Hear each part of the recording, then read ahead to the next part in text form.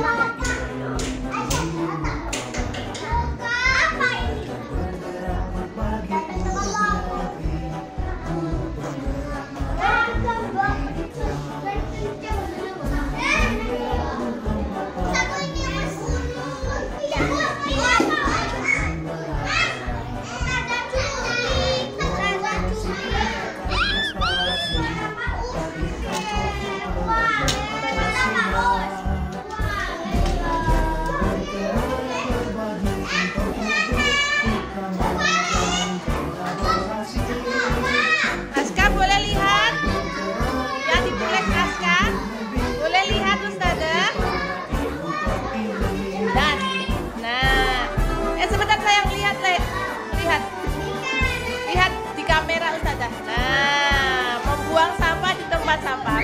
Terima kasih. Silakan ditempel Mas Aska.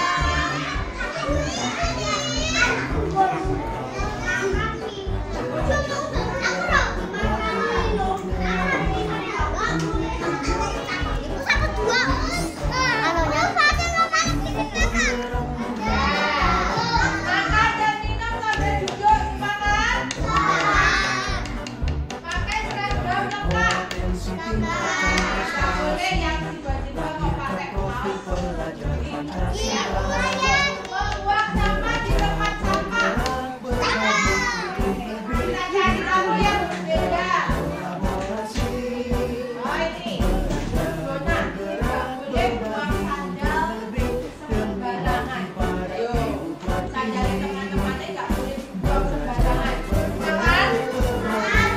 Jangan. Ya. Nggak boleh loh ya.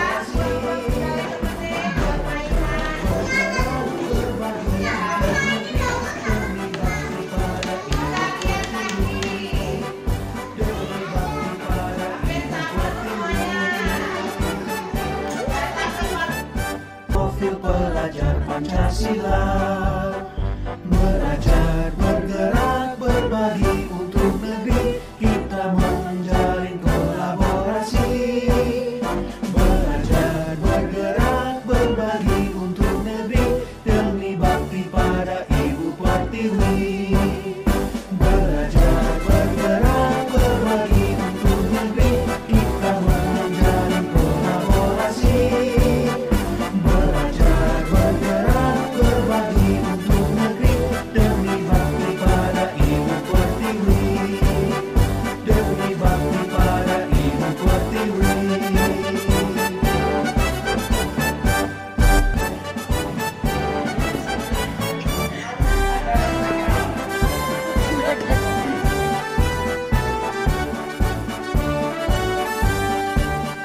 Bulatkan tekad, kuatkan hati.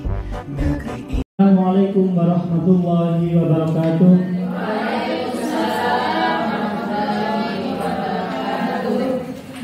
Alhamdulillahirabbil alamin. Wassalatu wassalamu ala asrofil anbiya'i wal mursalin wa ala ulil dunya waddin.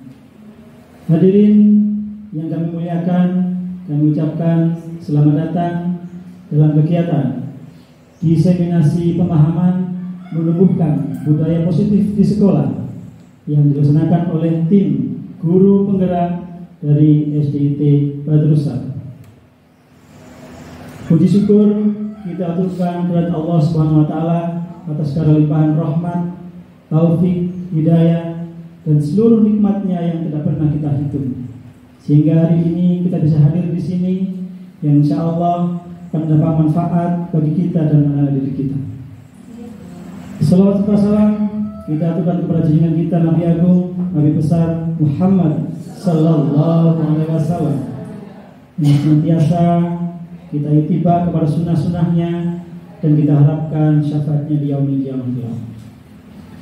Bapak Ibu hadirin sekalian, marilah kita buka acara kita pada pagi hari ini dengan membaca basmalah dan salawat bersama-sama. Bismillahirrahmanirrahim. Allahumma shalli ala Muhammad wa ala alihi. Yang kami hormati Kepala SDT Badrul Salam Ustaz Suryani, yang kami hormati segenap pemateri dari tim guru penggerak Ustazah Juli, Ustazah Indah, dan Ustazah Evi, dan yang kami hormati seluruh hadirin Bapak Ibu guru tim pengajar SDT Badrul Salam. Dalam acara hari ini, diseminasi pemahaman menumbuhkan budaya positif di sekolah. Insya Allah susunan acaranya adalah pembukaan, yang kedua sambutan, dan yang ketiga adalah acara inti, yakni diseminasi pemahaman. Untuk itu tidak perlu berpanjang lebar, kepada Kepala SDT Badrul Salam Ustaz Suryani kami persilakan untuk memberikan sambutan.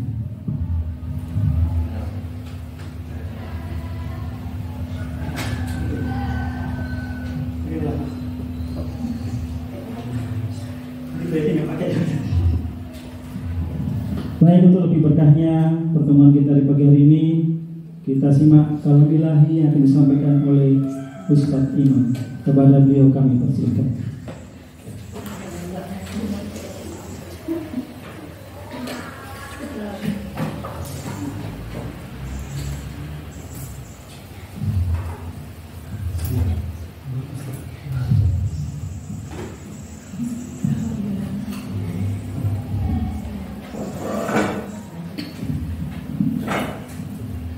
Bismillahirrahmanirrahim. Assalamualaikum warahmatullahi wabarakatuh. A'udzu billahi minasy syaithanir rajim. Bismillahirrahmanirrahim. Alhamdulillahilladzi khalaqas samawati wal arda wa ja'alad dhulumati wan-nur. Summal ladzina kafaru bi rabbihim ya'dilun. Walladzi khalaqakum min tinin summa qadaa ajala wa ajalun musamman 'indahu summa antum tamtarun. Wa huwa Allahu fis samawati wa fil ard ya'lamu sirrakum wa jahrakum wa ya'lamu ma taksibun wa ma ta'tihim min ayatin min ayati rabbihim illa kanu 'anha mu'ridin. Faqad kadzabu bil haqqi lamma ja'ahum fasawfa yatihim anba'u ma kanu bihi yastahzi'un. Alam yarau kam ahlakna min qablihim min qarnin makkannahum fil ardi ma lam numakkin lakum wa arsalna as-samaa'a 'alaihim midraran wa ja'alna al-anhara tajri min tahtihim fa ahlaknahum bidhunubihim wa ansha'na min ba'dihim qarnan akharin. Walau nazzalna 'alaika kitaban fi qirtasin falamasuhu bi aydihim laqala alladhina kafaru in hadha illa sihrun mubin. Wa qalu laula unzila 'alaihi malak walau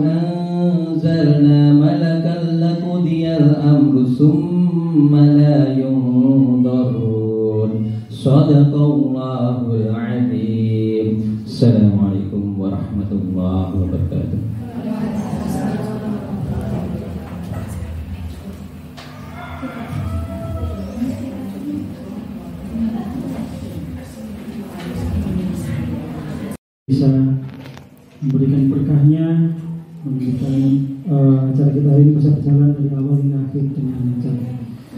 Baik, berikutnya Bapak Ibu, kami mohon berdiri sejenak. Kita akan bersama menumbuhkan patriotisme kita, nasionalisme kita dengan menyanyikan bersama lagu kebangsaan Indonesia. Kepada DJ yang bertugas kami persilakan.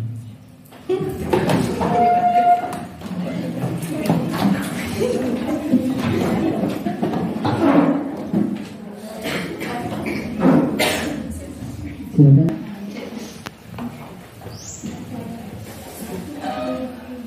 Indonesia tanah airku, tanah tumpah darahku.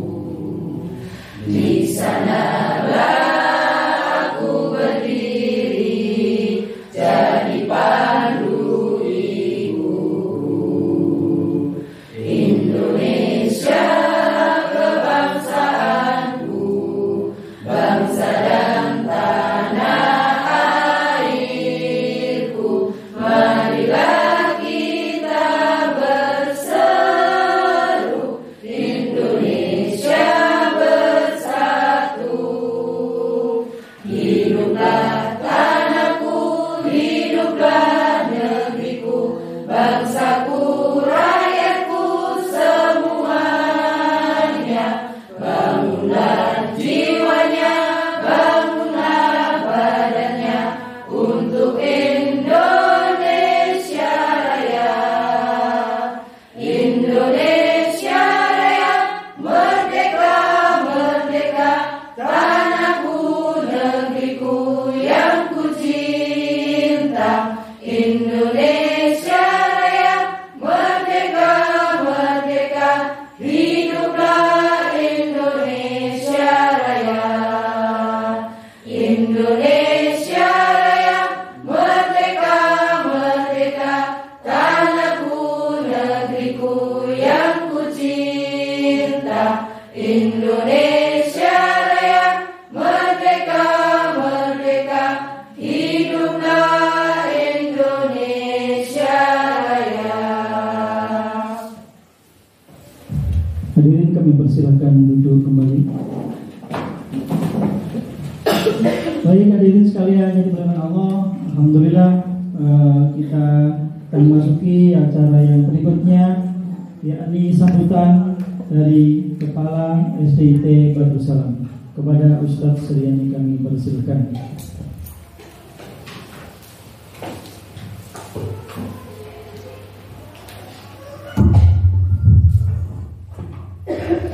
Bismillahirrahmanirrahim. Assalamualaikum warahmatullahi wabarakatuh.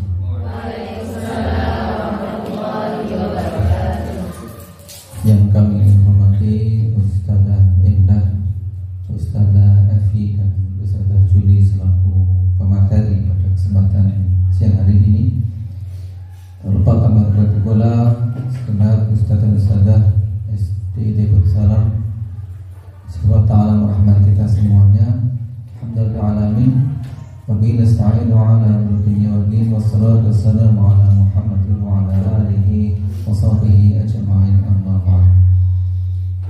Kita bersyukur kepada Allah SWT atas karunia kita sehingga kita bisa berkumpul di sini. Yang insyaallah hari ini kita akan mengadakan sebuah kegiatan ya, dari kita dari selaku calon guru penggerak ya, untuk kita ya, juga guru-guru SDIT Badrussalam. Ini salah satu oleh-oleh ya, daripada ikuti kegiatan guru penggerak. Salam salam semoga curahkan kepada Nabi kita Nabi Muhammad SAW, keluarga dan para sahabatnya, dan orang-orang yang istiqomah di jalannya sampai yaumul qiyamah. Saya ucapkan terima kasih kepada calon guru penggerak Saudara Indah, Saudara Evi, dan Saudara Juli yang telah mengikuti program pemerintah ya. Yang awal-awalnya banyak dari guru-guru yang merasa berat ya. Bukan berat ya, wawang ya. Jadi ikuti ayah yang dewe ditakut dengan bayangan sendiri.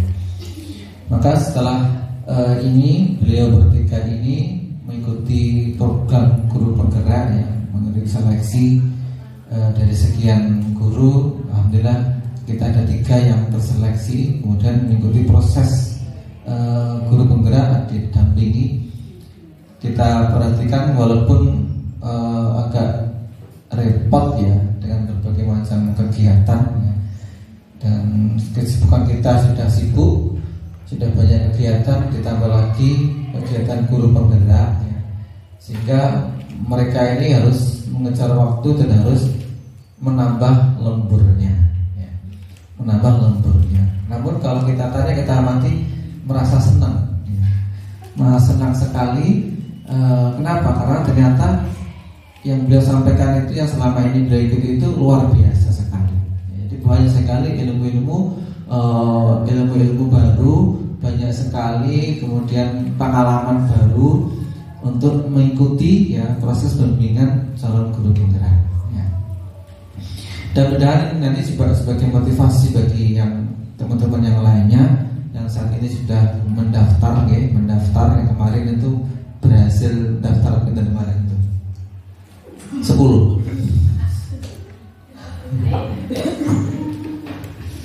Alhamdulillah agak lebih banyak dan nanti bisa diterima dan nanti bisa mengikuti jejak yang mereka bertiga ini ya. Maka hari ini Ustadz Rendah ini yang telah mengikuti bimbingan untuk calon guru penggerak ini mencoba untuk membagi budaya positif ya, membagi ilmunya ya. Coba nanti kita lihat seperti apa sih hasilnya ya. Selama ini dibimbing ya, didampingi, selama ini kita ribet ya, apa sih hasilnya? Coba nanti kita lihat nanti. Dan saya yakin insya Allah nanti hasilnya kita akan mendapatkan hal-hal yang baru, hal-hal yang baru ya. Dan yang jelas adalah ini kegiatan ini merupakan program pemerintah. Kemudian juga dari JSIT pun senantiasa mendorong. Sejak awal JSIT mendorong agar guru-guru itu mengikuti program guru penggerak, agar sekolah-sekolah itu mengikuti sekolah penggerak. Ya, hingga terakhir kemarin itu ketua JSIT wilayah terutama itu memfasilitasi teman-teman, yaitu bimbingan bagaimana caranya mudah untuk bisa masuk ke mendaftar dulu di program guru penggerak. Artinya apa? JSIT itu sangat mendukung. Ya, kita berharap dengan banyaknya kita ini memiliki guru-guru penggerak, maka kita bisa lebih memajukan. Ya. Jadi pertama, kualitas kita akan lebih maju, ilmu kita akan lebih banyak. Kemudian lembaga kita tentunya akan lebih maju, lebih dikenal masyarakat dan lebih dipercaya oleh masyarakat untuk membimbing putra putrinya. Dan juga kita berharap pula ya kebaikan kita yang dihasilkan dari guru penggerak ini juga dapat diadopsi, dicontoh oleh lembaga-lembaga yang lainnya. Sehingga kalau sudah diadopsi contoh, tentunya kita tidak boleh tinggal diam, harus memiliki inovasi-inovasi yang terbaru lagi.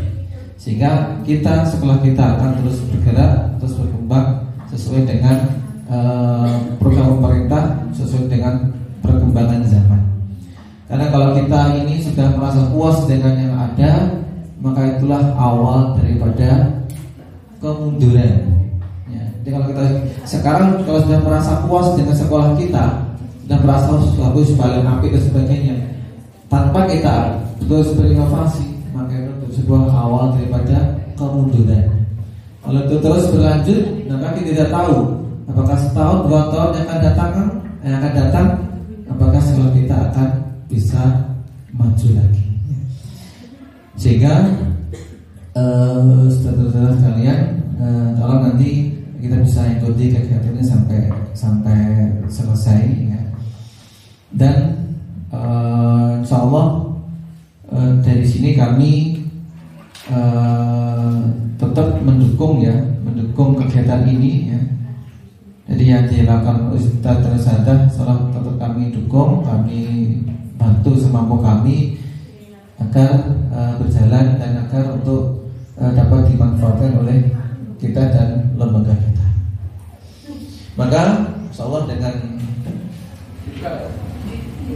dengan kita mengucapkan Bismillahirrahmanirrahim,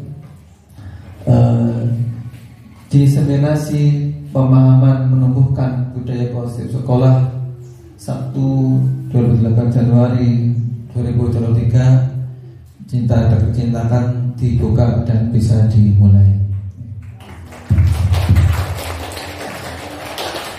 Demikian yang kita sampaikan, mudah-mudahan bermanfaatnya dari kegiatan kita untuk kita bersama-sama. Aku qouli hadza, astaghfirullahaladzim. Wassalamualaikum warahmatullahi wabarakatuh.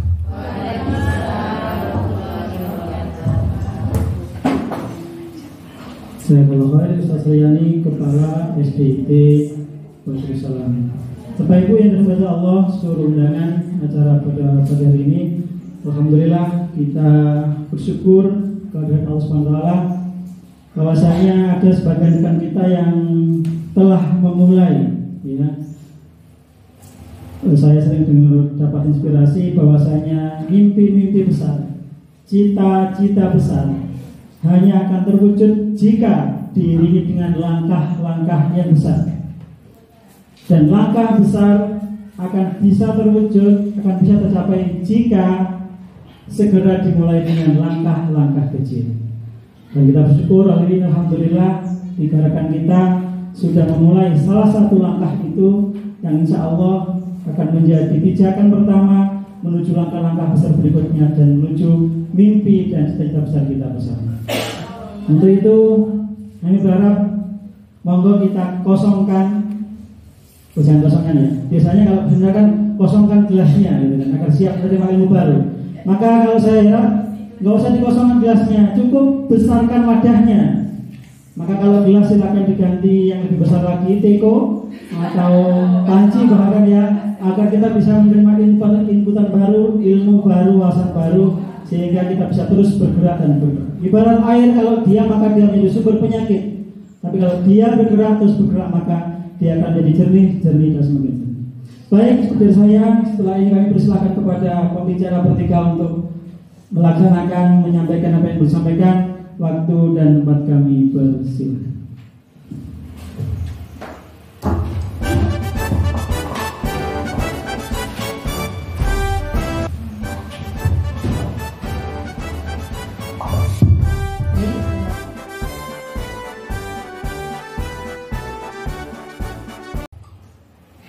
Sopan santun.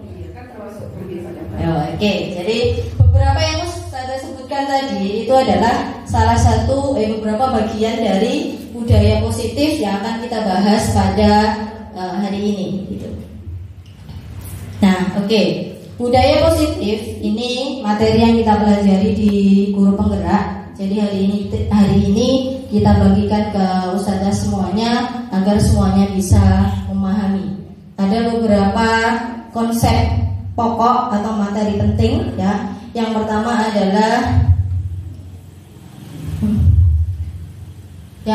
adalah tentang disiplin positif. Kemudian yang kedua tentang nilai kebajikan.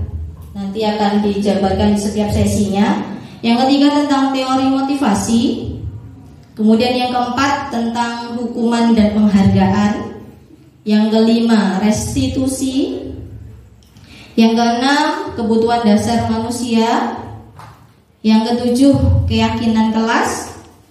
Yang kedelapan 5 posisi kontrol. Dan yang terakhir adalah segitiga restitusi. Ini adalah ilmu-ilmu yang akan kita pelajari nanti, gitu ya. Nanti akan dijabarkan di setiap sesinya, saling berkaitan antara satu yang lainnya. Oke, bisa dilanjut. Sudah siap belajar, ustazah semuanya? Siap? Oke. Ya, kita ucapkan bersama-sama. Saya siap belajar budaya positif. Saya siap belajar budaya positif. Nah, oke, berarti semuanya sudah siap. Ya, silakan. Nah, yang materi yang pertama adalah disiplin positif. Oke.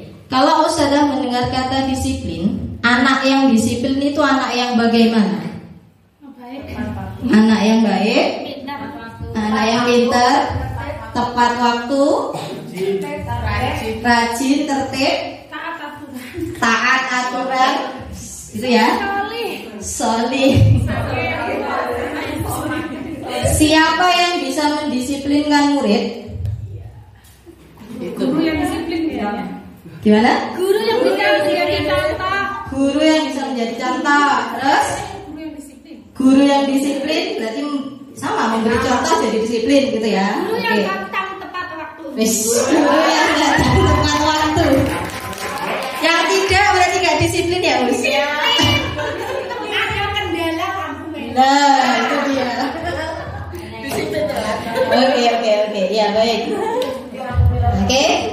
Kita akan lakukan sebuah kegiatan. Silakan berdiri lagi. Berpasangan, berhadapan-hadapan. Boleh, silakan.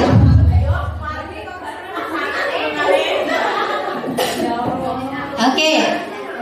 Berhadapan-hadapan ya. Tentukan siapa yang jadi orang pertama dan siapa yang jadi orang kedua. Oke, sudah ya. Orang pertama, silakan menyatukan dua tangan di depan dada. Disatukan, ya, disatukan pinggang. Oke. Nah, orang kedua tugasnya adalah cobalah membuka genggaman yang ada di depan kalian, gitu ya. Nah, caranya perhatikan. Caranya boleh pakai apa ya? Kekerasan maksudnya. Tarik aja gitu ya gampangnya. Atau boleh juga dengan kelembutan, dibujui, dikasih uang 100.000 buka ya. Silakan dicoba. Nanti yang sudah berhasil angkat tangan berhasil gitu ya. Siap? Orang pertama mempertahankan yang kuat, orang kedua mencoba membuka. Oke. Belum mulai. Siap? 1, 2, 3. Halus boleh, keras boleh, silakan.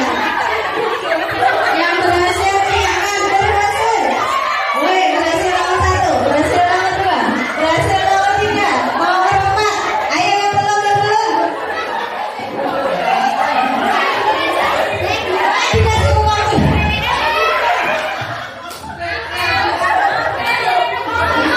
Boleh. Cukup? Ya, oke. Silakan duduk kembali. Berarti dia kekuatannya penuh. Oke. Ya. Siapa tadi yang berhasil? Oke. Coba boleh ke depan. Caranya bagaimana?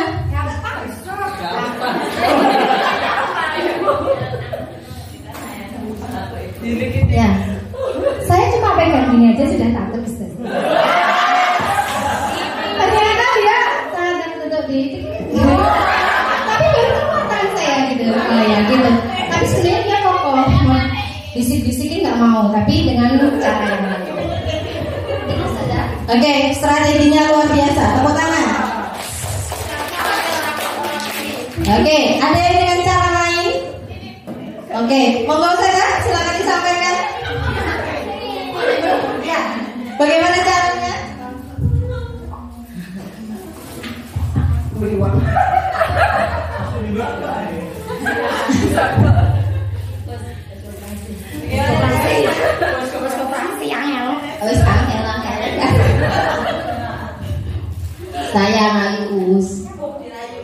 Saya rayu, saya kasih sesuatu katanya, saya sukanya uang gitu. Saya kasih pulpen nggak mau, saya sukanya uang gitu. Oke, cara yang keren juga. Jadi digali dulu senangnya apa sih, baru itu dikasihkan. Akhirnya dengan senang hati mau membuka tangannya, gitu ya. Ada yang pakai cara kekerasan? Sekeras apa usahanya? Kalau saya tadi permisi ya, saya buka gitu. Tapi dengan kelembutan, tapi akhirnya juga cipeksa.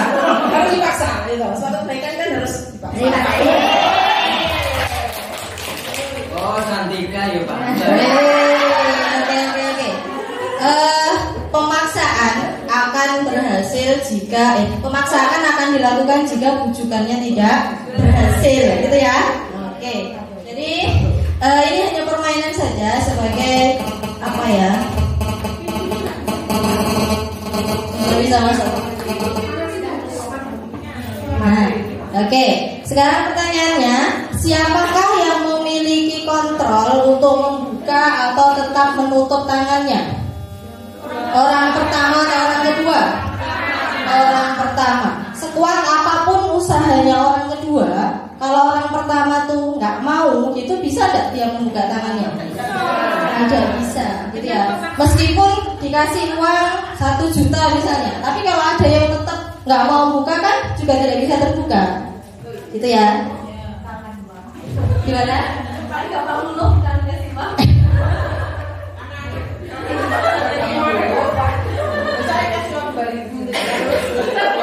Jadi setiap kita itu memiliki kontrol untuk diri kita sendiri. Bisa nggak orang lain mengontrol kita melakukan sesuatu? Bisa, hanya dengan mungkin ada teknik-teknik tertentu. Tapi misalnya besok Ustazah Marni ketika dikasih uang 100.000 lagi gitu mau nggak? Apa minta tambah lagi? Sama seperti tadi. Nah, kondisional kan, berarti tergantung siapa? Ustazah Marninya juga mau membuka atau tidak. Nah, ini yang menjadi dasar teori kontrol yang nanti akan ya, luar biasa sekali tadi yang disampaikan sama Ustazah Evi. Saya pun juga harus belajar lagi hal-hal yang saya sudah pelajari, kemudian beliau mengupas lagi, jadi semua kita lebih belajar lagi. Oke, kami melanjutkan untuk materi selanjutnya, masih berkaitan. Setiap anak tadi kalau melakukan, harapannya kalau misalnya dikasih target menghafal Al-Quran sehari setor 3 atau 4 ayat. Tapi kan tidak semuanya mampu dan bisa. Apa kita langsung mau judge mereka? Biar Thomas kalau di rumah gak mau hafalan, ini seperti itu. Pasti kalau waktu kita seperti itu juga ya. Nah, sebenarnya kita harus juga melihat, sekali-kali melihat dari sudut pandang yang lain. Pasti anak itu melakukan hal itu ada motivasinya, ada alasannya, ada sebabnya. Nah, coba kita sekali-kali dengar, tanyakan ke mereka, kenapa mas kok nggak ngafalin? Ada apa? Mungkin mereka di rumah itu ada aktivitas yang lain, mungkin lagi badan nggak sehat, aktivitas atau PR-nya banyak, yang kelas 5, kelas 6 ini sudah banyak tugas seperti itu. Jadi kita juga harus menerima, kita juga menerima apa yang mereka sampaikan. Oke? Sekarang kita belajar tentang teori motivasi, hukuman dan penghargaan serta restitusi. Oke, kita berusaha untuk berpositif dulu ya, sama diri kita, sama anak-anak kita. Positif dulu, melihat mereka misalnya Mas Jakaria atau siapa. Coba lihat mereka, dia itu positif gitu loh. Jangan, wah ini troublemaker pokoknya. Jangan, coba positif dulu lihatnya. Nanti insya Allah kedepannya akan muncul, oh dia ternyata pintar di sini, dia unggul di sini, akan muncul nanti. Next. Oke. Dalam menjalankan peraturan atau keyakinan kelas ataupun keyakinan sekolah, bila mana ada suatu pelanggaran, tentunya sesuatu harus terjadi. Untuk itu kita perlu meninjau ulang tindakan penegakan peraturan atau keyakinan kelas atau sekolah kita selama ini. Tindakan terhadap suatu pelanggaran pada umumnya berbentuk hukuman atau konsekuensi, ya kan? Peraturannya gini, hukumannya apa, sanksinya apa, pasti selalu diikuti. Dalam modul ini kami mempelajari baru modul 1, kurang lebih 2 bulan. Ini modul 1.4 tentang budaya positif, diperkenalkan program disiplin positif yang dinamakan restitusi. Jadi selain kita masih salah hukum, salah dikai sanksi, ternyata ada tahap atau metode lain yang lebih baik daripada hukuman atau konsekuensi. Oke, yang pertama kita belajar tentang teori motivasi perilaku manusia.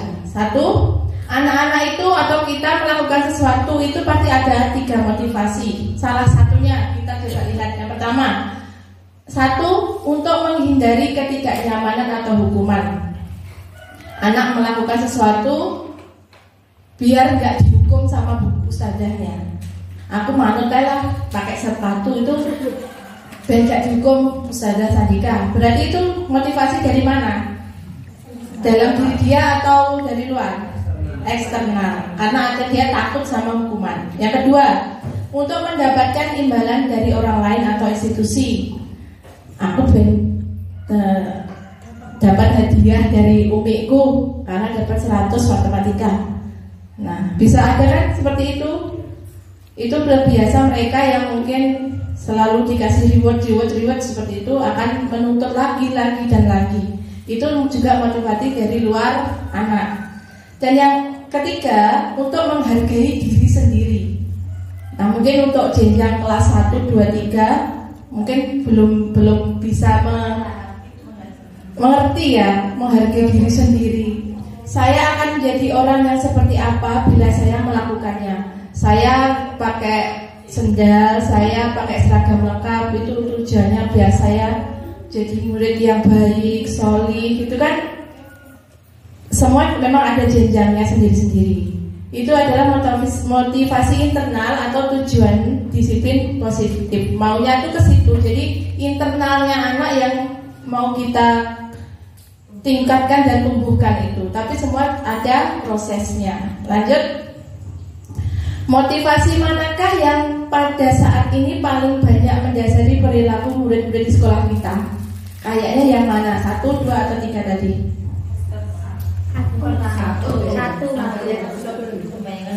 1, karena tidak mau dihukum.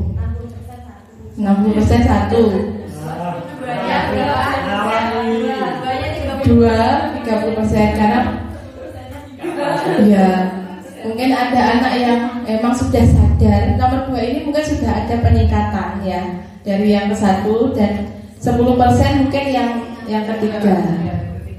Gitu kan ya. Itu mungkin pada diri kita juga. Oke, lanjut.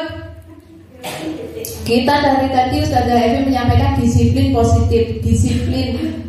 Tujuan dari disiplin positif adalah menanamkan motivasi yang ketiga tadi, internal tadi pada anak murid-murid kita, yaitu untuk menjadikan orang yang mereka inginkan. Mereka itu mau seperti apa ke depannya dan menghargai diri sendiri dengan nilai-nilai yang mereka percaya atau mereka yakini.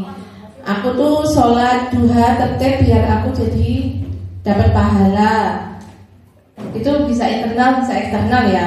Atau saya mau jadi kedepannya mau jadi orang yang lebih solih atau apa. Jadi mereka menghargai diri mereka sendiri. Itu harapan kita. Tapi semua tentunya tidak. Ini mungkin teori ya, teori. Tapi kita berusaha untuk positif. Pikiran kita positif, insya Allah pasti bisa. Lanjut, Ustazah. Hukuman, konsekuensi, dan restitusi. Baru kita masuk kepada kalau ada pelanggaran, biasanya kita akan masuk pada ranah ini, hukuman atau konsekuensi dan restitusi. Hukuman dan konsekuensi. Hukuman, pengertian dari hukuman itu apa sih? Hukuman itu nggak terencana atau tiba-tiba. Ada anak yang mukul koncolnya, langsung kita refleks ikut menghukum anak yang melakukan tindakan tadi. Itu namanya pasti itu menghukum. Hukuman bersifat satu arah dari pihak guru kepada siswanya, dan murid hanya menerima suatu hukuman tanpa melalui suatu kesepakatan antara guru dan murid dan pengarahan dari pihak guru baik sebelum atau sesudahnya. Jadi hukuman itu bersifatnya tiba-tiba, nggak direncanakan. Kita pasti sering di kelas ada anak yang untuk koncolnya, terus kita juga ayo melayu lapangan. Atau ada yang terlambat datang sekolah, bersihkan kamar mandi, kayak gitu kan kayak refleks kita itu kita nggak diskusi dulu sama anak, kita nggak nanyain kalau kayak seperti ini gimana, gini nggak ada diskusi, jadi kita langsung ngasih hukuman. Telat melayu lapangan 100 kali, telat nulis di kertas sampai 100, saya berjanji tidak akan telat, saya tidak berjanji tidak akan telat, seperti itu kan?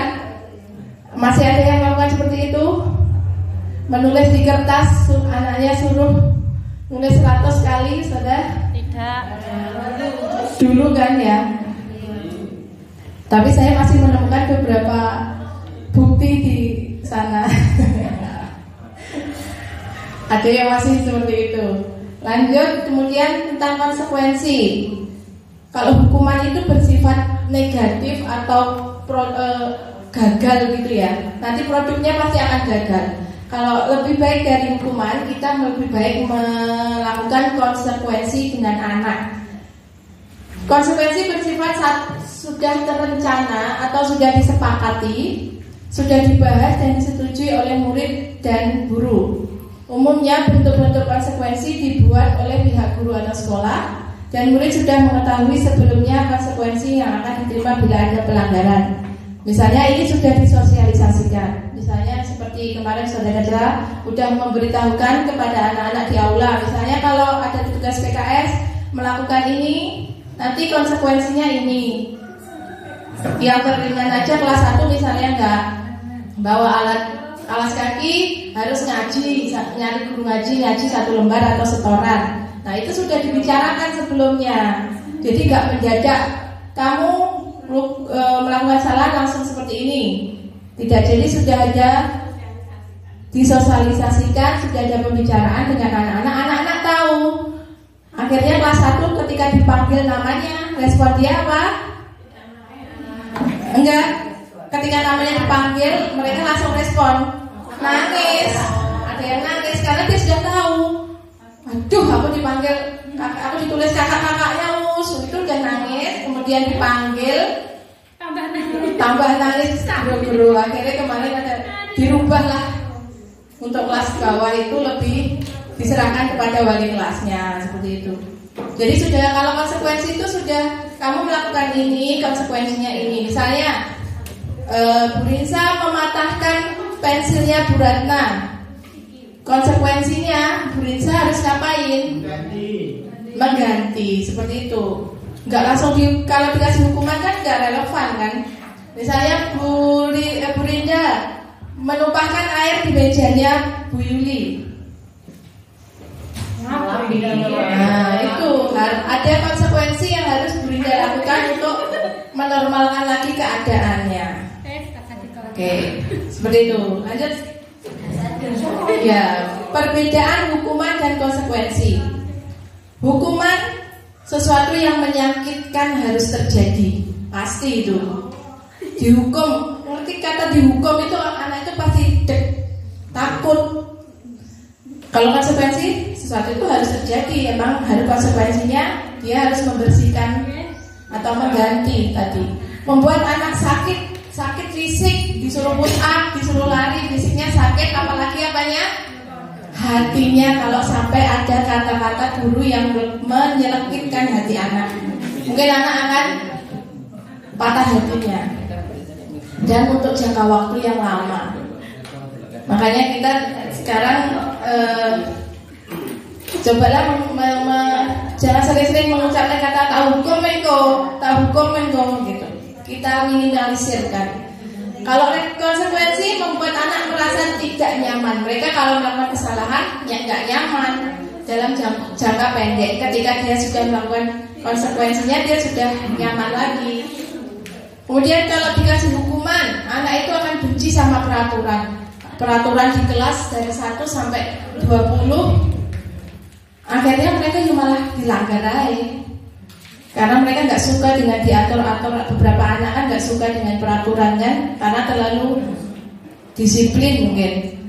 Kalau konsekuensi, anak akan menghargai disiplin. Hukuman bersifat paksaan, mendorong anak menyakiti diri sendiri, konsep diri yang buruk. Anak belajar untuk menyembunyikan kesalahan, marah, rasa bersalah, dipermalukan, merasa tak dihargai. Ketika kita menghukum, mungkin menghukumnya di depan teman-temannya, itu akan membuat anak merasa malu, marah, dan benci gurunya. Mungkin ada ya kita yang mungkin diri kita dibenci oleh murid-murid kita itu mungkin kelas 1 mungkin teringat dulu dihukum sampai kelas 6, mereka itu ke kita itu kok nggak respon, mungkin ada. Kalau konsekuensi lebih baik anak belajar untuk mematuhi aturan, mereka akan kehilangan hak, dibuat tidak nyaman dan diasingkan sementara. Misalnya mereka masuk kelas terlambat, seperti yang dulu Ustazah Indah sering melakukan itu, mereka itu tidak dihukum, tapi dihilangkan haknya sedikit. Mereka masuk kelas terlambat, berarti dia keluar kelasnya juga haknya untuk istirahat nanti juga diambil. Keluar karena masuk kamu telat, keluar kelasnya juga telat, Mas. Konsekuensinya kayak gitu. Haknya kita ambil sedikit, gitu. Jadi nggak dihukum kan itu. Jadi mereka konsekuensi atas apa yang kamu lakukan, konsekuensinya kayak gini, diambil haknya. Kemudian hukuman atau konsekuensi. Sekarang kita coba berpikir. Silakan Ustazah melihat nomor 1. Mencatat 100 kali di dalam buku kalimat saya tidak akan terlambat lagi karena terlambat ke sekolah. Itu termasuk hukuman atau konsekuensi? Oke. Dan untuk kesepakatan dulu, sudah ada kesepakatan ya konsekuensi. Kalau sebelumnya nggak ada kesepakatan ya hukuman. Biasanya sudah disampaikan. Oke. Nomor 2, lari mengelilingi lapangan basket 2 kali karena terlambat hadir di sekolah. Hukuman atau konsekuensi? Enggak, ini bisa kita langsung jangan gitu. Hukuman itu ya? Itu hukuman. Hukuman atau konsekuensi? Kita harus bisa membedakannya. Kalau konsekuensi itu kalau kayak tanggung jawab. Ya, tujuan awalnya tadi loh. Yes. Oke, tadi hukuman dikunci ya. 3, murid diminta untuk push up 15 kali karena tidak menggunakan masker ke sekolah. Oke. Next, 4, mengganti kertas tugas teman yang telah dicoret-coret. Konsekuensi. 5, membersihkan tumpahan air di meja karena tersenggol saat belajar. Kita tidak dibahas. 6, murid disuruh untuk mengenakan sepatu seharian di sekolah karena tidak mengenakan sepatu hitam. Konsekuensi. Ya, ada yang hukuman, ada yang konsekuensi. 7, lari mengelilingi lapangan basket 2 kali karena terlambat 10 menit untuk pelajaran PJOK. Konsekuensi. Oke. Kita lihat. Iya, itu. Coba kita pikirkan, kok ini kok jadi hukuman kenapa? Ini kok jadi konsekuensi kenapa? Yang namanya sebab akibat.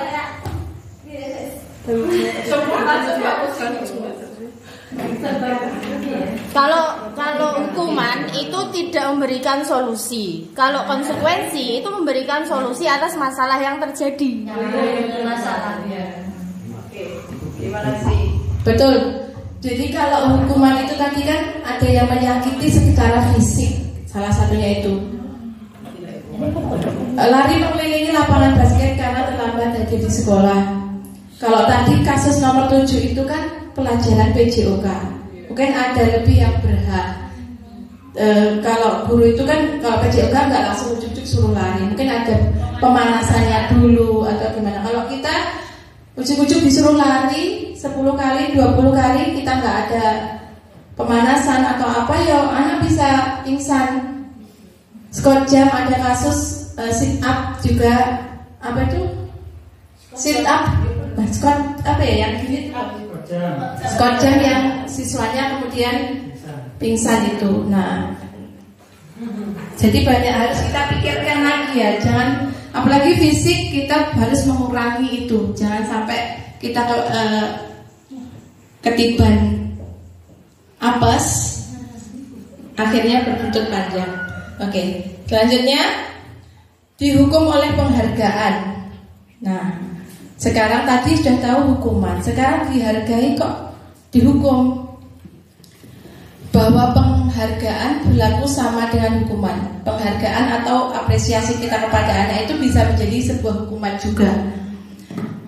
Dalam arti meminta atau membujuk seseorang melakukan sesuatu untuk memenuhi suatu tujuan tertentu dari orang lain yang meminta atau membujuk. Dorongannya eksternal dan akan ada faktor ketergantungan. Nah, di sini beberapa dampak dari pemberian penghargaan. Ini berdasarkan Alficon tahun 1993 sudah melakukan penelitian. Maksudnya di sini kita memberikan penghargaan reward kepada anak-anak itu juga harus ada, kita pikirkan. Gak selalu penghargaan itu baik, gak selalu penghargaan itu memberikan suatu dampak yang baik. Karena ada pengaruh jangka pendek dan jangka panjang terhadap penghargaan. Misalnya hanya sekedar pujian aja kepada anak itu kadang juga akan menimbulkan banyak efek.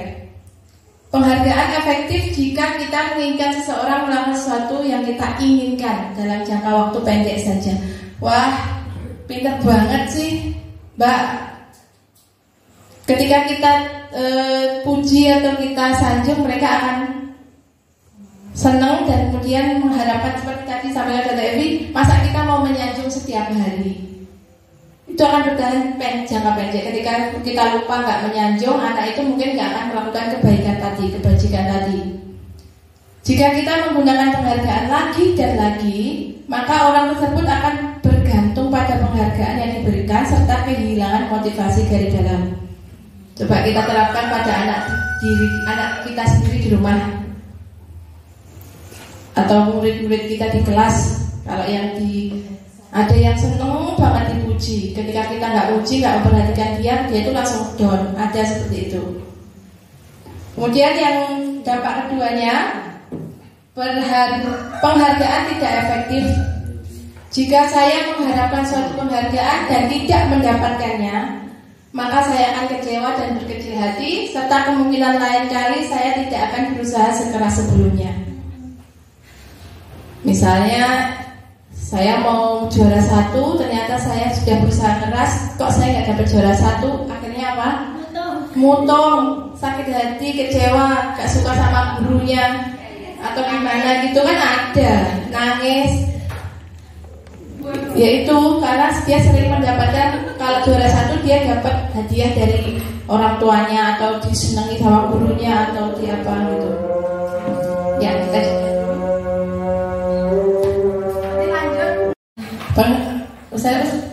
penghargaan merusak hubungan. Nah, ini loh yang bahaya. Ketika seorang diberi penghargaan atau dipuji di depan orang banyak, maka yang lain akan merasa iri, dan sebagian dari mereka akan ikut tidak menyukai orang yang diberi penghargaan tersebut. Misalnya juara 1 ini maju, kemudian temannya mungkin ada yang nggak suka kan? Pasti itu. Nah, sehingga rusaklah hubungan mereka itu. Makanya kita kenapa kayak di kurikulum Merdeka atau K13 itu sudah tidak ada ranking. Salah satunya untuk menstabilkan ini loh. Biar nggak ada di anak itu, oh aku nomor juara 1 di kelas, kemudian yang lain menjadi kayak lo si paling pintar dewe atau gimana.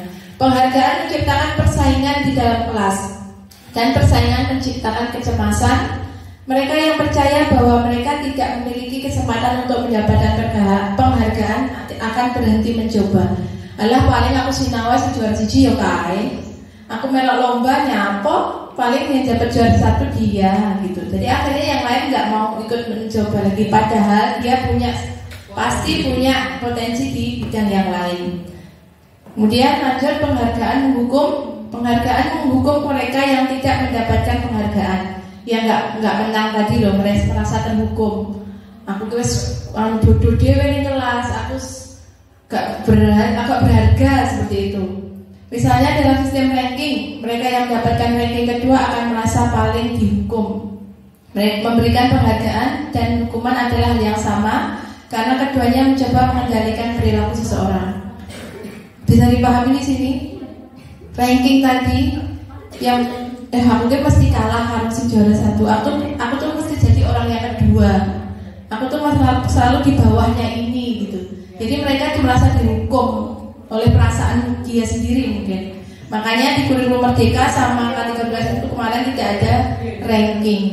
Jadi kita ketika ada murid menanyakan tentang ranking, kita harus bisa menjelaskan kenapa nggak ada ranking, kenapa kita juga menguatkan bahwa setiap anak itu punya potensi dan kepandaian di masing-masing mereka.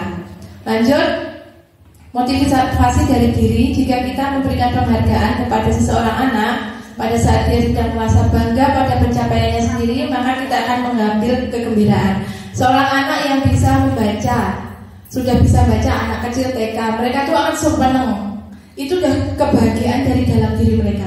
Kita nambahin dia dengan ngasih hadiah, sebenarnya kita telah merusak kebahagiaan mereka.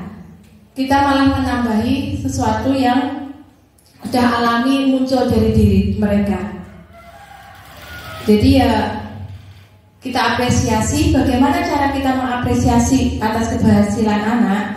Satu, memberikan pengakuan secara khusus atau pribadi. Mungkin kita mengucapkannya secara pribadi, tidak di depan teman-temannya. Selamat ya mas, atau begini-begini. Jadi jangan di depan yang lain. Kadang biar tidak ada persaingan atau ketidaksukaan dari temannya. Beri pengakuan kepada semua murid secara bergantian. Hari ini, Penafiah pintar, sudah bantu Ustazah menyapu. Bu Winda, Mbak Winda sudah pintar, sudah mau apa seperti. Jadi semua merasa diperlakukan adil. Gak ada yang pintar itu sayang. Kemudian beri secara konsisten dan fokus pada prosesnya. Kita nggak hanya dia tiba-tiba dapat juara, kita agung-agungkan. Sedangkan mereka yang berproses sudah belajar terus, tapi nggak ada juara-juara terus. Ya kita menghargai mereka juga yang nggak dapat juara itu, walaupun dia belajar itu. Kemudian restitusi, saya membahas sedikit saja, adalah cara yang kita pakai pendekatan untuk menciptakan disiplin positif selain hukuman dan konsekuensi. Di sini lanjut terus. Restitusi adalah menciptakan kondisi yang bagi murid memperbaiki kesalahan mereka, sehingga mereka bisa kembali pada kelompok mereka dengan karakter yang lebih kuat. Restitusi juga merupakan proses kolaboratif yang mengajarkan murid untuk mencari solusi untuk memecahkan masalah mereka, membantu mereka berpikir tentang orang seperti apa yang mereka inginkan, dan bagaimana mereka harus memperlakukan orang lain. Seperti itu. Jadi lebih baik daripada konsekuensi dan hukuman tadi. Selanjutnya, restitusi itu bukan untuk menebus kesalahan, namun untuk belajar dari kesalahan. Restitusi memperbaiki hubungan. Restitusi adalah tawaran, bukan paksaan. Restitusi menuntun untuk melihat ke dalam diri, menuntun bukan menghukum. Fokus pada karakter, bukan pertindakan, dan fokus pada solusi. Dan mengembalikan anak pada kelompoknya. Ketika mereka dicap jelek, mereka nakali koncone, kemudian mereka diasingkan oleh temannya. Ketika kita melakukan restitusi, kita menggali dan menyelesaikan masalahnya, kemudian dia menyadari kesalahannya, mereka akan kembali ke pada teman-temannya dengan pribadi yang lebih baik. Tidak sebagai pembuat onar lagi, tapi mereka sudah berbuat yang lebih baik. Menyadari. Oke, saya rasa ini dulu, karena kita waktu juga harus berkejaran. Kita lanjutkan dengan materi dari Ustazah Endah. Dilanjutkan kepada kesepakatan kelas. Oke, terima kasih. Ustazah Endah, persilahkan. Lanjut ini. Saja kita lanjutkan untuk materi bagaimana kita bisa menumbuhkan budaya positif di sekolah. Keyakinan kelas. Nah ini sebenarnya kita sudah pernah, mungkin kita semua sudah pernah membuat, namun sedikit berbeda kata ya. Kalau yang ada kita buat selama ini kesepakatan kelas. Nah, 5 kebutuhan dasar manusia. ada 5 kebutuhan kita itu secara general. Yang pertama itu kasih sayang dan rasa diterima, kebebasan, kesenangan, penguasaan, dan bertahan hidup. Itu kebutuhan dasar manusia. Mau orang tua, mau orang dewasa, mau anak-anak, 5 ini yang kita butuhkan. Seluruh tindakan manusia memiliki tujuan, pasti. Semua yang kita lakukan adalah usaha terbaik kita untuk mendapatkan apa yang kita inginkan. Ketika kita mendapatkan apa yang kita inginkan, sebetulnya kita sedang memenuhi satu dari kebutuhan dasar kita. Saya ingin jalan-jalan, berarti saya kira-kira ingin memenuhi kebutuhan saya. Kebutuhan apa? Kesenangan. Saya ingin pergi ke rumah makan Padang. Kesenangan. Bisa. Kesenangan. Kebutuhan. Oke, lanjut. Satu, kita bahas tentang kebutuhan bertahan hidup. Semua juga pengen survive, bertahan hidup. Bagaimana kita bisa bertahan dalam kehidupan yang berat ini dengan berbagai beban yang kita. Kebutuhan bertahan hidup atau survival adalah kebutuhan yang bersifat fisiologis untuk bertahan hidup. Misalnya kesehatan, kita butuh rumah, makan, sandang, pangan, papan. Komponen psikologis pada kebutuhan ini meliputi kebutuhan akan rasa aman. Jadi dengan bertahan hidup dari rasa aman itu sangat kita butuhkan, kebutuhan dasar kita. Kemudian kebutuhan kasih sayang dan rasa diterima oleh lingkungan kita, diterima oleh tempat kerja kita, teman-teman kita, anak didik kita disayangi. Kita kan butuh itu kan. Kita bekerja tapi kita tidak disayangi atau diterima oleh rekan kerja kita, bagaimana rasanya? Sakit. Pasti sakit dan tidak nyaman. Tapi tidak berdarah. Iya. Oke, lanjut terus. Kemudian yang ketiga, penguasaan atau kebutuhan pengakuan atas kemampuan. Kebutuhan ini berhubungan dengan kekuatan untuk mencapai sesuatu, menjadi kompeten. Kita pengen dianggap berharga. Kita nggak mau direndahkan orang lain. Kita punya kemampuan apa, kita pengen diakui. Itu pasti ada di diri kita. Kita nggak mau diremehkan, kita nggak bisa apa-apa, kita hanya benalu. Itu sakit rasanya ya. Diakui, dihormati. Ini meliputi self-esteem atau kepercayaan diri dan keinginan untuk meninggalkan pengaruh yang buruk. Lanjut, yang keempat, kebebasan. Kebutuhan akan pilihan, freedom. Kebutuhan untuk bebas atau kebutuhan akan kemandirian, otonomi, dan mampu mengendalikan arah hidup seseorang. Jadi kita nggak mau diatur, kita nggak mau di dalam tekanan orang lain. Kita mau melakukan apa itu atas dasar kebebasan diri kita sendiri. Kita mau jadi orang yang merdeka. Lanjut, yang kelima, kesenangan atau merasa senang atau fun. Kebutuhan akan bersenang untuk mencari kesenangan, bermain dan tertawa. Misalnya dalam anak kelas 1-2, mereka akan bisa belajar menerima pelajaran ketika hati mereka merasa senang. Mereka senang dengan apa biasanya? Bernyanyi, bermain, jadi gitu, bergurau. Makanya kenapa di kelas, mungkin di kelas atas juga terjadi, kadang anak-anak itu kok rame guyon ya. Mungkin kadang kita merasa anak-anak kok rame, gak tertib. Ya, mereka juga ingin memenuhi kebutuhan mereka. Dari pagi dikasih soal, kelas tegang, soal itu kan mereka perlu sesuatu yang kesenangan tadi. Mereka tetap butuh itu. Jadi ya kita memberikan waktu buat mereka untuk jeda pelajaran itu, kita kasih waktu 5 menit lah, agar mereka tidak merasa tertekan. Kemudian kita kasih problem, coba saudara silakan. Dinda, seorang anak kelas 3 SD, begitu tiba di rumah pulang dari sekolah, menangis dan mengadu kepada ibunya bahwa dia benci pada Burani, gurunya. Hati-hati ya, anak kelas 1, 2, 3 itu jujur. Jadi ketika apa yang kita lakukan itu mereka akan kadang dibilang jujur sama orang tuanya, jadi ya serba salah kita. Harus bermanis-manis di depan mereka. Ya. Menurut Anda, kebutuhan apa yang berusaha dipenuhi oleh Dinda jika jawabannya seperti ini? Oke. Misalnya Dinda ditanya ibunya, dia menjawab, Ibu guru bilang aku tidak boleh bersenandung sewaktu mengerjakan tugas nyanyi-nyanyi sambil nyanyi. Katanya kelas harus tenang, tidak ada suara. Kan gak seru jadinya. Dindanya suka nyanyi di kelas. Itu berarti dia itu punya, ada kebutuhan apa yang ingin dia penuhi. Kebutuhan kan kesenangan. Dia senang nyanyi. Dia bisa mengerjakan dengan dia sambil nyanyi, masak. Mungkin ada orang yang ibu-ibu yang masak sambil nyanyi. Bu Siti. Zikir, Oh, zikir, Masya Allah. Sholawat. Oke, ya itu.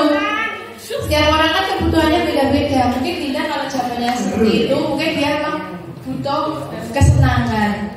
Kemudian kalau Dinda menjawab, Ibu guru tidak menyapaku hari ini, padahal aku pakai jepit rambut yang baru. Baper dia. Berarti dia ingin diapakan sama Bu guru. Diperhatikan, disayangi, ya kan? Dan diterima. Oh, Ustazah itu kok diem aja sih, padahal aku jilbabku itu loh bagus. Ustazah kok gak respon ya? Oh iya. Iya, karena dia ingin disayang, disanjung, disapa, sebenarnya gitu. Aku bosen masa belajarnya cuma gitu-gitu aja, dengerin ibu guru saja. Nah, dia bosen, berarti dia pengen sesuatu apa? Dia butuh apa itu? Dia pengennya main bebas, gerak motoriknya mungkin anak kelas bawah itu pengennya main di luar. Jadi kita belajarnya bisa di luar, bisa sambil di luar sambil di lapangan atau sambil bersih-bersih tergantung materi. Misalnya kalau kelas saya IPAS ada materinya sekarang ini menjaga kebersihan lingkungan, ya udah ajak mereka ke lapangan sekalian bersihin sampah, ambilin sampah, kan itu juga mendidik kan, sekaligus menghilangkan jenuh di kelas. Kemudian aku sebel gambaranku tidak rapi, malah ibu guru nunjukin ke teman-temanku di depan kelas, lo gambarannya yang indah, lo welek lo, ditunjukkan ke teman-temannya. Berarti di situ penguasaan, gurunya itu kayak berkuasa untuk menunjukkan kekurangan muridnya, karena kan guru mungkin punya kuasa di kelas gitu. Dia tidak mau seperti itu kan. Itu aja untuk 5 kebutuhan dasar manusia. Materinya sangat sedikit. Sebenarnya banyak kasus-kasus, tapi tidak perlu kami tampilkan semuanya. Kemudian lanjut kepada materi selanjutnya. Ustazah Enda lagi. Mudah-mudahan tidak bosan. Sebenarnya ini saya dijeda nggak? Kemarin malam, tadi malam, kemarin sore, kemarin terus. Kita lanjutkan dengan materi berikutnya, yaitu restitusi 5 posisi kontrol. Nah, apa sih restitusi? Masih ingat nggak tadi disampaikan oleh Ustazah Juli? Tali. Restitusi itu gampangnya kita mengingat, restitusi itu adalah dialog yang dilakukan antara guru dengan murid dalam menyelesaikan suatu masalah yang dilakukan murid, yang dihadapi bersama-sama. Jadi restitusi 5 posisi kontrol ini adalah cara bagaimana kita menghadapi jika murid kita melakukan kesalahan. Hampir setiap hari ya murid kita melakukan kesalahan.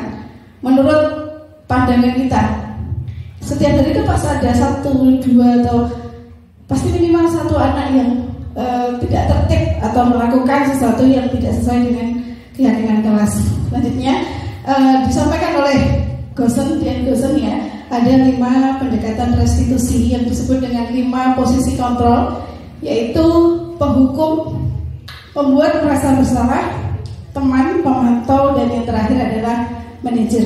Kita akan membedakan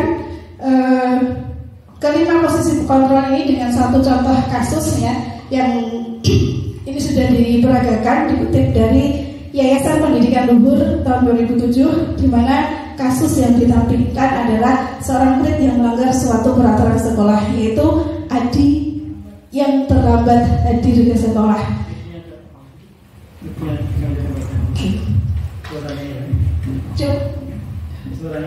Oh iya. Kemudian berikutnya, nah posisi yang pertama tadi adalah penghukum. Penghukum ini jadi langsung memberikan hukuman.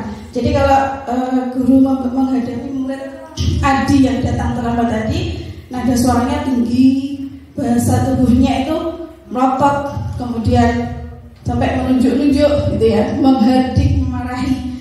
Nah, kata-kata yang biasanya muncul dalam posisi penghukum ini adalah terlambat lagi ya, gitu. Jadi nadanya tidak bersahabat. Kamu lagi yang terlambat, kamu lagi yang membuat kerusuhan gitu ya. Kemudian kapan sih kamu bisa datang tepat waktu gitu. Jadi nadanya sudah tinggi. Kalau pada posisi membuat merasa bersalah, ini ya nada suaranya lebih halus, sedih. Tujuannya untuk memancing agar anaknya itu merasa bersalah. Tanpa kita menyalahkan dia merasa bersalah. Adi, kamu ini bagaimana ya? Kamu sudah berjanji dengan ibu tidak mau terlambat lagi loh. Kenapa kok masih sering mengecewakan ibu? Nah, itu jadi biar dia kasihan sama gurunya, akhirnya dia merasa bersalah. Ya bu, saya salah, saya datang terlambat gitu. Itu kalau membuat merasa bersalah. Jadi mungkin masih sering kita lakukan ya. Saya juga masih sering melakukan sebelum saya belajar di CGP. Kemudian sebagai teman, nada suaranya ramah, akrab, bercanda, bahasa tubuhnya lebih dekat posisi dengan muridnya, mata dan senyum ada kejenakaan. Nyapo terlambat lagi. Ayolah, datangnya biar lebih. Ya kenapa terlambat lagi gitu ya? Ya nggak apa-apa dan duduk sana lagi gitu. Jadi ada yang masuk terlambat. Jadi tujuannya adalah dia tidak menyinggung anak. Ketika anak merasa seperti teman, harapan gurunya adalah anak itu akan menyadari kalau dia bersalah. Tapi efeknya kira-kira apa kalau kita sebagai teman?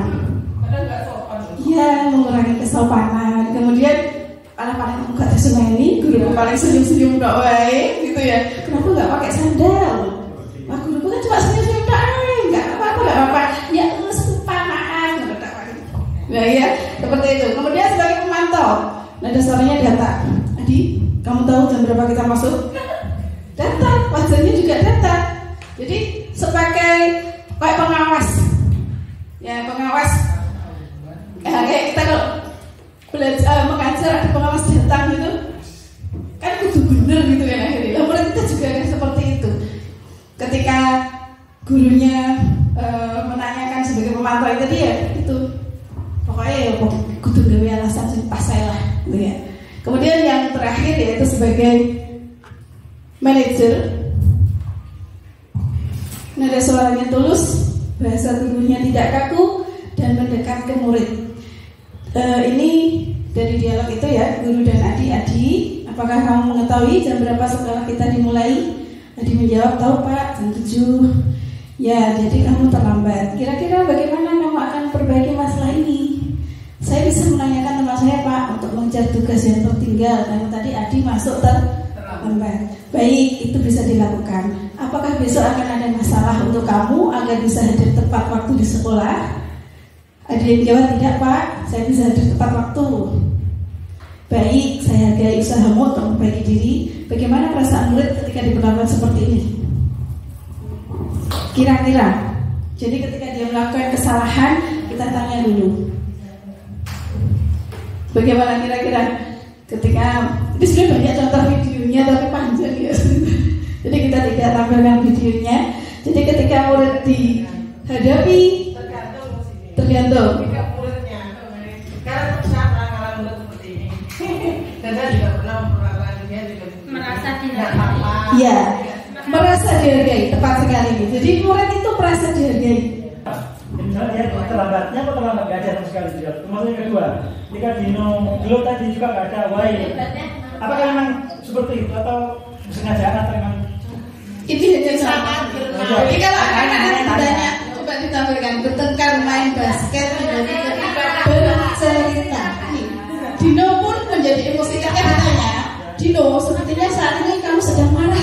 Dino pun langsung mengalir bercerita tentang kekesalan hatinya. Jadi kan dia menceritakan kenapa dia sampai marah seperti itu. Jadi masalahnya apa diceritakan. Jadi biarkan dia bercerita sendiri tentang apa yang dia alami, apa yang dia lakukan. Biasanya apalagi kalau anak kelas bawah, Ustazah aku mau dipukul loh kepalaku. Padahal nggak sengaja.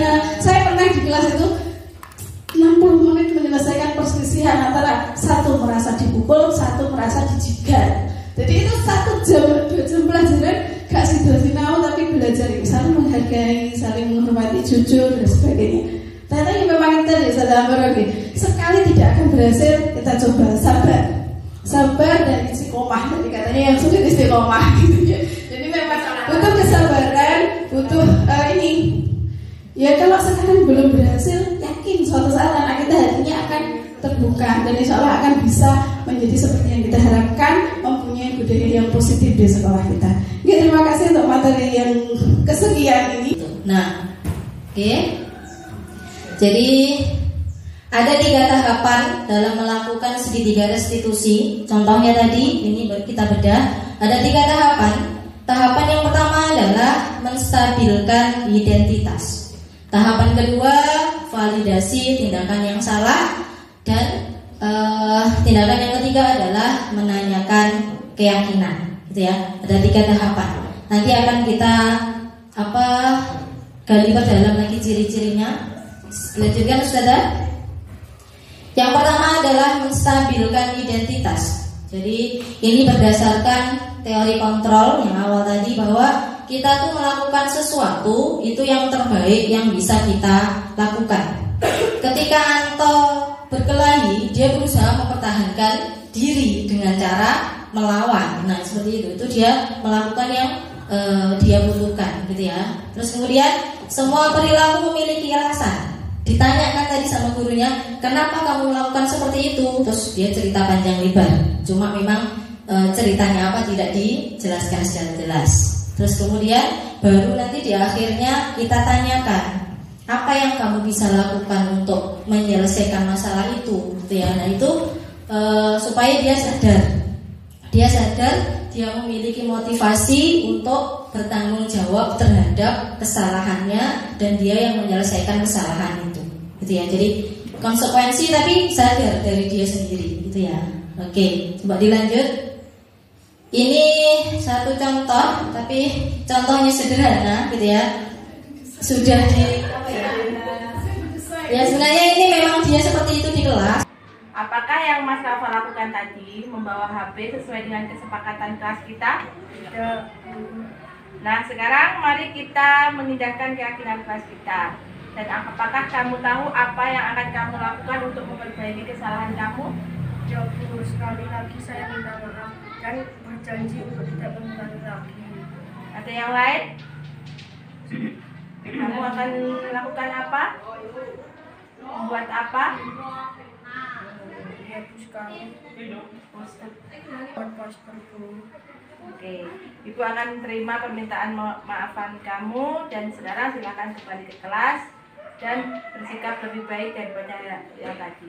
Bagaimana cara kita ketika menghadapi suatu masalah yang terjadi pada anak? Restitusi. Cara melakukan restitusi. Setelah melakukan restitusi, maka kita pun nyaman. Anak-anak juga tidak pegel sama gurunya karena nggak dihukum. Lingkungan belajarnya akan menjadi lingkungan yang aman dan nyaman untuk anak-anak belajar. Kalau di setiap kelas sudah bisa seperti itu, nanti bisa tumbuh dalam lingkup sekolah. Akhirnya terciptalah budaya positif di sekolah. Oke, insyaallah seperti itu ya.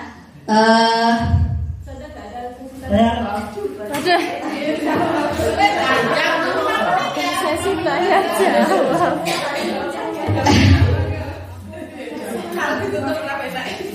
Jam 1 loh ini. Oke, silakan. Mungkin bisa menambah pengetahuan kita bersama. Iya, Us. Ini ya, sebenarnya dari tadi. Oke, ya. Saya akhiri untuk materi kita hari ini satu buah peribahasa berakit-rakit ke hulu, berenang-renang ke tepian. Oke, terus bersakit-sakit dahulu, bersenang-senang kemudian. Jadi untuk mewujudkan impian kita tadi, impian sekolahku tadi, tentu tidak langsung instan, langsung berhasil gitu ya. Kita harus bersakit-sakit dahulu. Kita harus berproses, kita harus melakukan perubahan sedikit demi sedikit. Langkah-langkah kecil akan menjadi langkah-langkah besar yang pada akhirnya akan mampu mewujudkan impian sekolah kita SMP Badrussalam ke depan. Oke, siap? Bismillah. Semangat.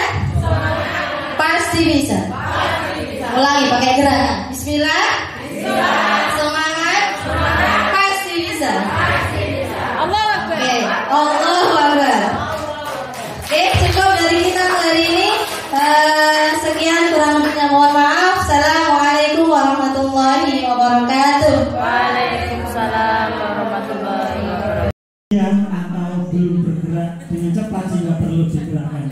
Maka semoga ini bisa memotivasi kita yang lain untuk segera bergerak agar tercapai apa yang kita sediakan.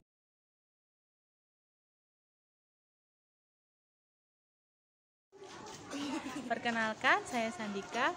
Dari presentasi yang Ustazah berikan kemarin dari guru penggerak, alhamdulillah saya menjadi semakin banyak ilmu, dan ternyata saya itu selama ini masih banyak sekali kekurangan dalam mengajar anak-anak.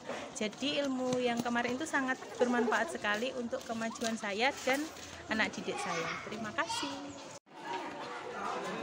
Alhamdulillah setelah mengikuti presentasi dari teman kami ya, guru penggerak Ustazah Juli, Ustazah Indah dan Ustazah Evi, luar biasa ya.